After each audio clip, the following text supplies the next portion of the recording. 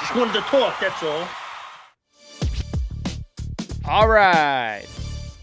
Welcome back, everybody. Welcome back. Winter meetings are here, and so is Frankie Baseball. How you doing, my man? I'm doing well, Derek. It is good to be with you here as we get ready for the winter meetings and what we hope to be a very productive winter meetings for the New York Yankees, although considering the reports we've had over the last few days, I don't think we feel too confident about that. What did you think of that whole Michael K spiel where he's like, they might not do anything? I don't buy it. Do you know how upset the fan base would be? Like, Fire Cashman night would be on opening day this year. It would. I mean, the Yankees have had no problem, upsetting us here recently. Oh yeah, let's put Anthony Volpe back. Let's bring him back for another year. Sure, why not? Yeah, I can't imagine the Yankees going through an entire offseason and not getting and just staying put. Now, I don't think they're going to go after the big guys like Tucker or Bellinger. I'm getting a little skeptical on if they're going to re-sign him, but I can't imagine they're going to do it. They might just get like a bullpen guy with a 4 ERA and just call it a day. But I hope it's a little bit more than that. But again, I'm not feeling too confident. These latest reports are not making me feel encouraged. I mean, the Yankees Hot Stove show, it kind of made it feel like, hey, temper your expectations, folks, and that's not what we want to hear. Yeah, the Yankees don't typically do that. They try and hype up interest. So You like jazz? let's talk about Jazz Chisholm. There's been some talk about the potential of a Jazz Chisholm trade the last few days. And I wanted to kind of put up his numbers and make the case that we should hang on to Jazz. First of all, 30-30. There's not a lot of second basemen in baseball that could do that. 4.2 Baseball Reference WAR this year, best of his career. He still strikes out a bit. He still gets injured from time to time, but he played 130 games this year. He'll still make the bonehead plays because I think he's just one of these guys that he's in the moment and he's just like having fun. You know what I mean? Like, I don't know if he's necessarily thinking strategically with a high baseball IQ, but he's an athlete and he's fun. And ultimately, this is like the entertainment business, right? And I like watching Jazz play. Even when he throws one away, it's kind of exciting because you want to see like the people scatter. Like it's like when you watch one of those planes at like an air show and then you see the guy eject and you're like, uh-oh, people better get out of the way. That's going down, baby. Now, I like Jazz Chisholm, and I know he had some tough moments in the playoffs, but he's somebody that's getting interest in trade talks. You're seeing him listed, and we'll go through the spot track list in a few minutes of like players who could be traded. He's one of the guys on the Yankees, along with Anthony Volpe, that is listed as a potential trade piece. So what do you think? Should we trade Jazz, see what we can get? Should we hang on to Jazz and ride out his final year? Should we extend him? What do you think? I think you got to ride him out and see what happens. I don't understand. Look, I get it. As you mentioned, he's going to do some dumb things. It's kind of like how, maybe it's a little unfair to compare him to this player, but kind of like how in Manny with the Red Sox, like you knew he was going to get production and then he's going to do Manny things where all of a sudden he's like, stealing throw off. Or what was that play he did where the guy threw from left field and he caught it for no reason? Yeah, for no reason. For no reason, yeah. So I don't think Jazz will ever do something like that. But yeah, Jazz is going to have his occasional stupid moments, much like a lot of guys on this team. But yeah, that kind of productivity, 31 home runs, 242 batting average, 80 RBIs, a 4.2 WAR this season. I'm not willing to get rid of him yet. Now, if we get to July and the Yankees are out of it, then yeah, you move on from him and see what you can get. But as for now, I'm giving him another shot. He's such a spark plug to this team. You look at his stats. You look at his advanced stats that we have here on Statcast here on the screen, and yeah, you look at his barrel rate is great, bat speed. Again, he strikes out maybe a little too much at times, but you know what? He's a great player. He's a great second baseman. He was one of the highlights for us this past year, where there were a lot of times where we could have used some other guys to step up, and he was delivering. Yeah, he'll make, again, occasional dumb play. He'll have a dumb throw every once in a while. All right, Frankie, I'm going to cut you off. The productivity. I'm going to stop you right there because I want to land the plane here on Jazz a little bit. Looking at these metrics, I see a couple of things that stand out. One, he's either really good or really bad. Do you notice that? Like his batting run value, his base running run value, all that stuff is very high, like barrel rate, very high. But then you look at his expected batting average, his whiff percentage, his strikeout percentage, his squared up percentage, all very low. His launch angle sweet spot is low. I wonder if that has something to do with the torpedo bat. I thought that he made some strides last year when he decided, you know what, I'm going to stop playing at 100% balls to the wall constantly and just kind of let my athleticism take over. And he said just kind of swing at 70%, like, stay within himself a little bit. The problem I have with trading a guy like Jazz is it would not shock me if he goes 45-45 next year with a new team, right? I mean, this is a guy who seems like he's getting better. Like, you look at the numbers the last 3 years, the OPS has gone from 761 up to 813. He went from 19 home runs to 31. The batting average has dipped a little bit. He went from 250 to 256 and then down to 242. But if you look at that slow start, and then after he ditched the torpedo bat for a while, like he hit much better. He's always been kind of a man without a position, right? He came up as a shortstop. He wasn't good as a shortstop. They moved him to second. They moved him to center. He comes to the Yankees. He plays third. Wasn't the greatest third baseman, but I didn't think he was terrible. Like when I would watch him, his throws were obviously a little erratic because he had trouble kind of with the rangefinder there, and he would. But that continued at second base, so I'm not sure that like moving him to second really changed all that much. Ryan McMahon, I know he's good defensively at third base, but he doesn't offer the offense. So taking all of that into account, where are you at? Are you still on let's hang on to him, or do you think maybe get something for him before we lose him as a free agent? No, absolutely. You keep him this year. And again, what in July, if we're out of it, then you move on from him. But for now, his offensive productivity, and as you mentioned, it seems like he's getting better with every year. You hang on to him this year and see what he can do. And hopefully he's a big part of a World Series roster for us next year. But we still got questions on that. But I'm feeling good about Jazz. Let's keep him going. So there's been a lot of other names dropped out there in trade talk, and this is from Spot Track. So this is not Derek and Frankie just throwing names out there. These are guys who are listed as potentially being on the trade block over the next several days. With the winter meetings kicking off, we've got everybody getting into town today. It's really going to be the next few days that most of the action happens. So Fernando Tatis is the guy who strikes me as very interesting because he's a superstar. He's 26. He's got big right-handed power. He's a defensive specialist out there in the outfield too. I mean, he's a good player. He's one of the few guys I would not mind trading Dominguez for. I love Jason Dominguez, but I think Tatis, he's already the superstar that we would hope Dominguez would become. And obviously you're paying for that, $20+ million, but we know Cashman likes a deal. And as Michael Kay pointed out on his show last week, or maybe the week before, that it would be kind of a deal. What are your thoughts on Tatis? That's the one name, as I look here at all these names here, that's the one that just jumped out to me.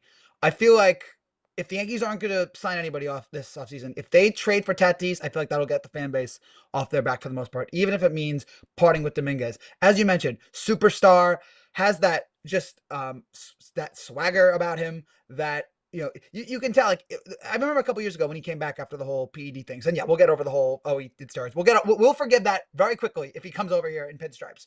And remember how like people would boo him and he would like be dancing or like just joking around with them. Like, he doesn't care. He has that carefree attitude about him that you love him if he's on your team and you hate him if he's against you. So I would love to add him. It'd be a great addition, I feel like, for the Bronx Bombers. And I think it would give him the swagger that, along with Jazz, that I feel like this team could use a little bit more of. So out of all these guys, and there's some good players here, but Tatis is the one that jumps out to me. Yeah, I'm very interested. I hope something happens there. But if it doesn't, there's some other good names on this list. Brandon Lau, I don't know if the Rays would want to trade him in division. Josh Jung, third baseman, right-handed hitter, has some power. Yandy Diaz, somebody I've liked for a while. And then you got some pitchers on this list. You got Mitch Keller. We know that Cashman likes to deal with the Pirates. Maybe they'll throw in Skeens as like just a throw in, please. You don't want this guy. Come on. Exactly. Just look how much he's over the hill. Yeah. Luis Castillo, somebody the Yankees could have traded Volpe for a couple of years ago, chose not to do it. Alec Boehm is somebody that we've got a voicemail about that somewhere. Hang on. I think this might be it. What's going on, Derek? So we kind of have a feeling that probably Caballero is going to get the bulk of the playing time at short, Jazz at second, McMahon at third. and that's going to be mostly the infield, I assume. Ben Rice at first until Volpe comes back. The outfield's pretty much set. I'd be open for sure to getting a guy like Steve Kwan. That contact and Gold Glove defense plays, man, and would love to have somebody like that batting right ahead of Judge. Holy moly, that would be a heck of a 1-2. And a Gold Glove in left field, a Gold Glove in right field. No bone here. That'd be pretty awesome. But the main reason I'm calling is I just wanted to hear your opinion on this. I think besides Kwan, the Yankees should really focus on maybe getting a guy like Imai, at least one starter, and really bulking up this bullpen. In years past, I'm kind of tired of getting left-hand or reverse splits, left-hand specialists at a righty. That's just annoying. Let's get some good left-handed pitchers in the bullpen. Let's get some good, solid righties in the pen. If they want to keep Bednar as closer, that's fine. They're probably banking on a Doval bounce back. All right, so I'm stopping right there. I thought he got into Bohm, but that's somebody else must have. I got my calls mixed up. So one, Stephen Kwan. He does mention that there's been a lot of interest in Stephen Kwan from Yankees fans. He is not somebody that I would trade Dominguez for. I might trade Spencer Jones for him, like if you run out of, because I'm not sure Spencer Jones is ever going to really hit in the major leagues. But I don't want to block Dominguez with Kwan, and I know he's a decent fit. But the moment that Trent Grisham came back, I think that kind of ruled the Yankees out for Kwan. Because if you're getting another outfielder, like Kwan doesn't really move the needle all that much, over Dominguez. I think, in fact, Dominguez might produce more. Obviously a second full year, I think power will come around, and he might hit 270, 280, might drive in more runs. Not as good defensively, obviously, as Kwan. But, I think that if they go out and get an outfielder at this point, it's Bellinger or it's Tucker.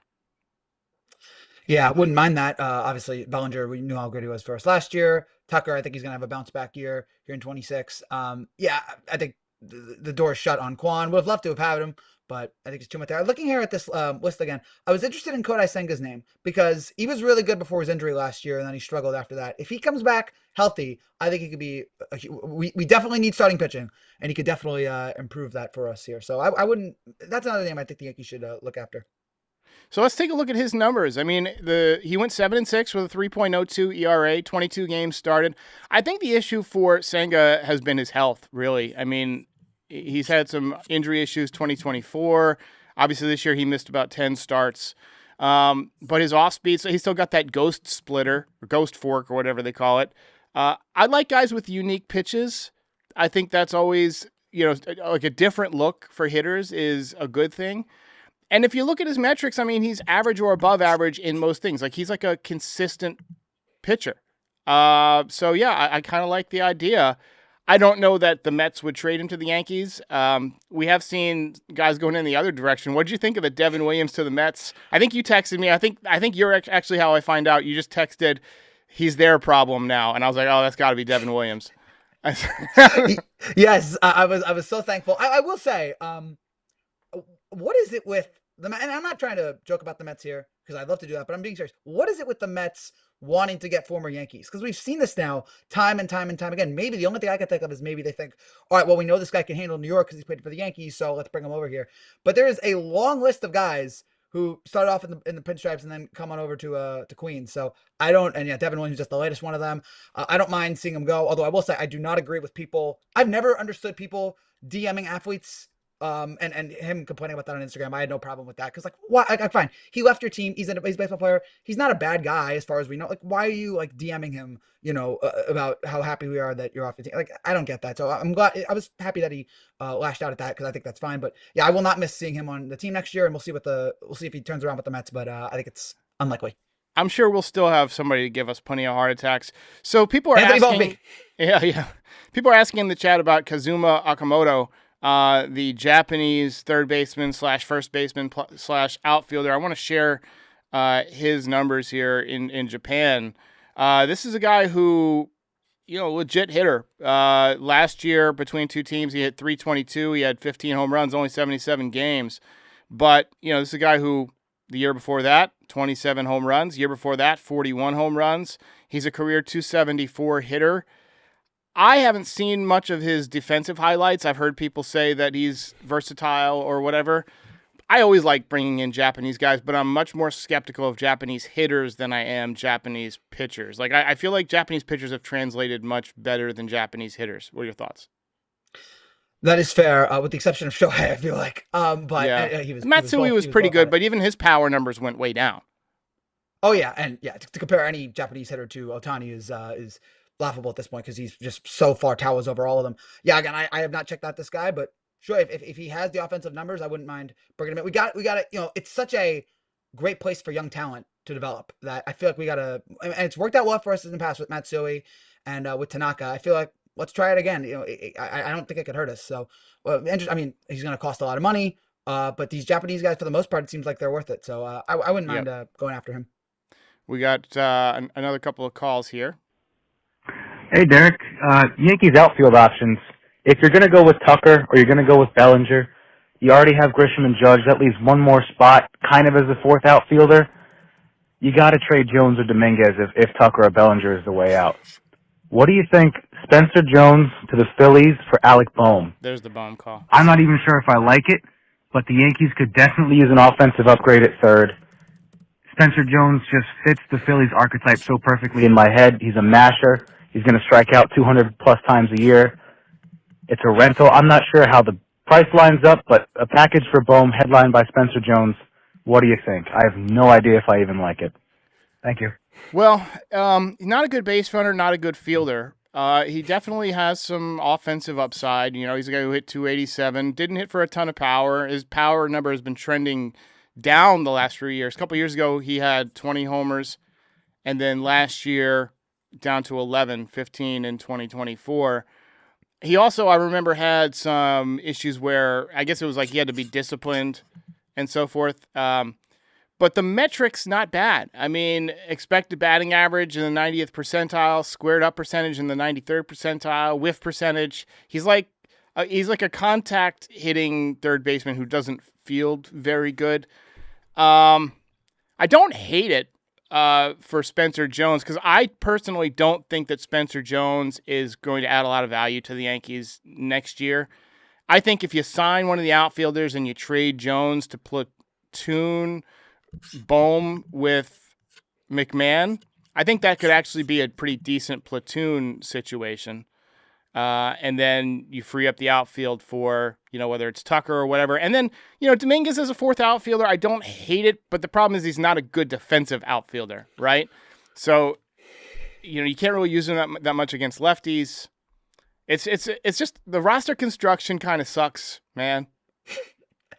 It's been that way, man. It's thinking about Dominguez here, and yeah, I don't know. I'm kind of iffy on Bohm too because his power numbers, which we know the Yankees love, they're down. But his batting average though went up in the past couple of years. So I'm not against it, but I don't love it. I don't know if he's the kind of person that I would trade Dominguez for. It is a shame. I just wish Dominguez was a better fielder, man. I feel like so many of our issues would just be better solved if he was just better in the outfield, but.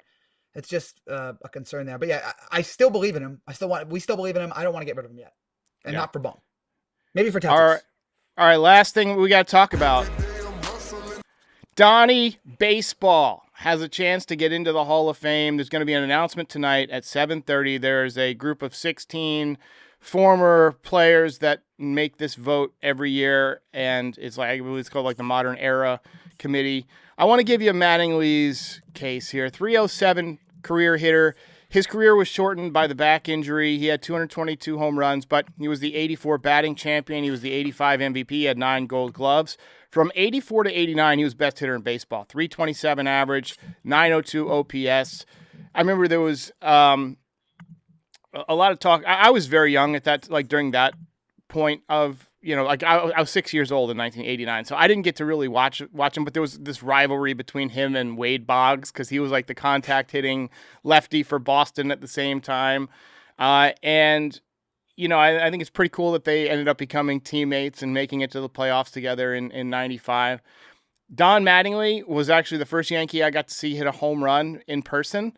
I had been to probably, I'd say half a dozen Yankee games at that point. We used to go once a year when I was really young. And I remember one time we were walking out and Wade Boggs hit a home run like as we were going into the parking lot, and you heard the big like woo, the air raid sound, and everybody goes crazy. So we just missed one. And then the next year, Donnie was red hot during the summer. It was like July. He hit about 4 or 5 home runs in a week, and that was pretty much all the home runs he hit all year. And right towards the end of that streak, we went to Yankee Stadium, and he hit one just over the wall, and that was the first home run I got to see in person. So I'll always remember that. He was the epitome of class. He was just a workman type of player, worked hard, hit a ton in the cage, and that might have been to his detriment with the back. But what do you think? Do you think he gets in? Do you think they're going to finally unlock the key to the Hall of Fame for Donnie Baseball?